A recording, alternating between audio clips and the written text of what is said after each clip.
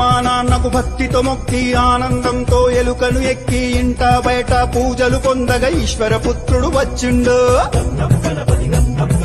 ఉండ్రాళ్ళు సిద్ధం చేద్దాం, ఊరందరినీ ఆహ్వానిద్దాం, ఋషులు మునులు సంతసించగా ఎదలో గణపతి పూజలు చేద్దాం.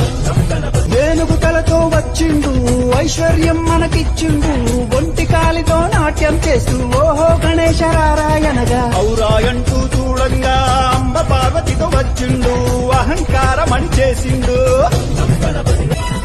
కడుపారా పాయసమే త్రాగి ఖర్జూర పండ్లను మెచ్చిండు, గట్టి పరుగుంచి గుంజీలు తీస్తే ఘనంగా దీవెనలిచ్చిండు, జ్ఞానమందరికి ఇచ్చిండు. చవితి నుండి 9 రాత్రులు చక్రం ఎత్తి అర్చన చేద్దాం, జన్మ జన్మల పుణ్యఫలంతో ఝంకారంతో గానం చేద్దాం.